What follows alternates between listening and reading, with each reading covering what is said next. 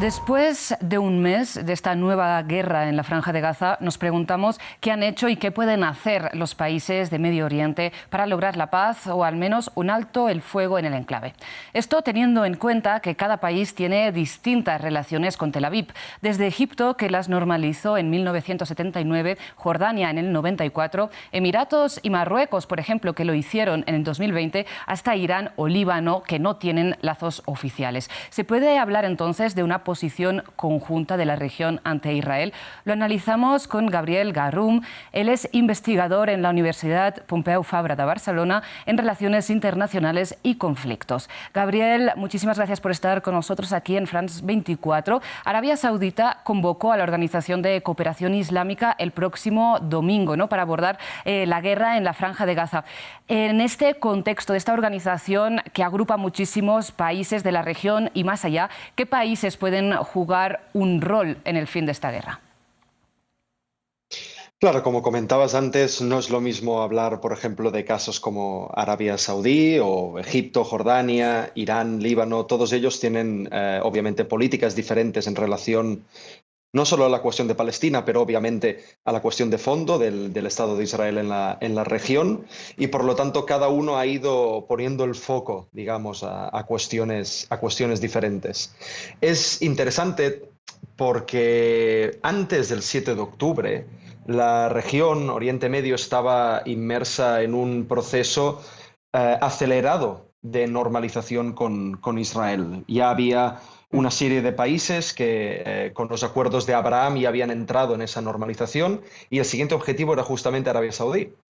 Por lo tanto, lo que sucede a principios de octubre obviamente dinamita ese proceso de normalización diplomática y en relación al conflicto actual hay, digamos, tres vías principales: la negociación de los altos al fuego o de pausas humanitarias, la cuestión de la cuestión de la resistencia, que ese sería la vía de actores como Hezbollah, como Irán, etcétera, y la vía diplomática de Qatar, Turquía, para que estos prisioneros sean devueltos a Israel y haya un alto al fuego un poco más comprensivo, un poco más amplio, que no una pausa humanitaria. Precisamente, hablemos de Turquía o de Qatar. ¿Por qué se erigen particularmente como negociadores entre las partes?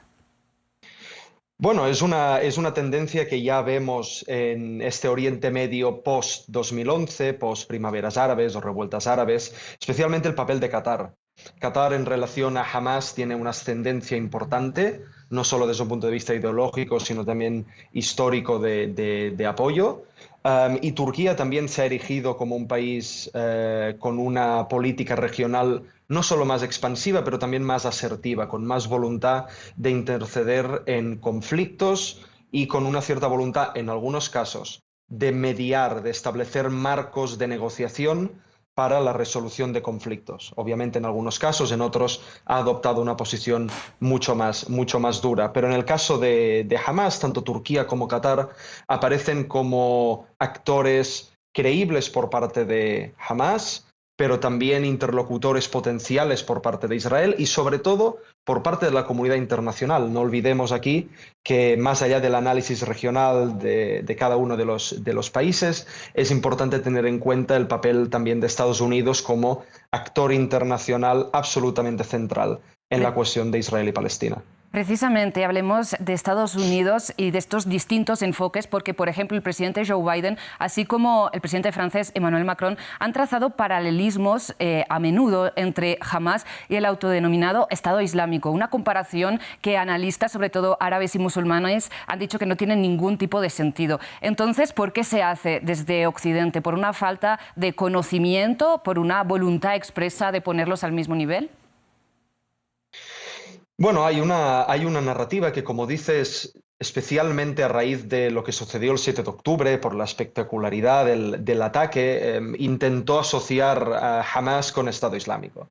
Esta es una narrativa obviamente intencionada, es decir, cuando tú denominas un actor terrorista y además lo vinculas con lo que se llamó la amenaza existencial del Estado Islámico, rápidamente lo que consigues es dos cuestiones. Una, que deslegitimas el grupo absolutamente y por lo tanto permites cualquier tipo de respuesta para acabar con ellos, del mismo modo que cualquier respuesta ante Estado Islámico era aceptable porque era una amenaza existencial, lo mismo sucedería con Hamas. Y en segundo lugar, lo que haces es descontextualizar, sacar de la historia y del contexto preciso el fenómeno que es Hamas. Por lo tanto, lo desvinculas obviamente del Estado de Israel, lo desvinculas de una historia en la región desde el año 1948 e incluso antes. Por lo tanto, es una narrativa obviamente intencionada para justificar una serie de actos que en otras cuestiones, en otros momentos, serían muy difíciles de procesar, y es en cierto modo lo que estamos viendo. Obviamente Exacto. esta narrativa de Hamas es lo mismo que Estado Islámico, ha ido perdiendo peso desde un punto de vista internacional Sí. a raíz de la campaña de Israel en el último mes. Claro, y precisamente de estos ataques de Hamas del 7 de octubre, ¿hubo una lectura distinta también desde Occidente y desde la región, si se puede generalizar, de Medio Oriente? Este es otro de los factores interesantes de lo que ha sucedido este mes. Hay una creciente separación, por un lado, de los gobernantes de muchos países de la región, especialmente Jordania, Egipto, y la población, que cada vez más protesta de manera mucho más intensa en contra de las políticas de Israel en esta situación. Por lo tanto, hay una creciente división entre gobernantes y la calle árabe o el pueblo árabe que de nuevo ha tomado riendas en el asunto. Y por otro lado, hay una creciente también separación entre el discurso y la política de actores internacionales, pero sobre todo potencias internacionales, especialmente Unión Europea y Estados Unidos, que han tomado una posición muy específica, y lo que países de la región están intentando hacer ver, o incluso el sur global de manera mucho más amplia. Sí. Es decir, hay una creciente crítica hacia lo que se considera ya no solo crímenes de guerra por parte de un Estado, sino incluso actos de genocidio por parte de un Estado. Lo cual hay una distancia abismal, claramente, con lo que Estados Unidos ha intentado llevar a cabo, o incluso dirigentes de la Unión Europea en su propio discurso.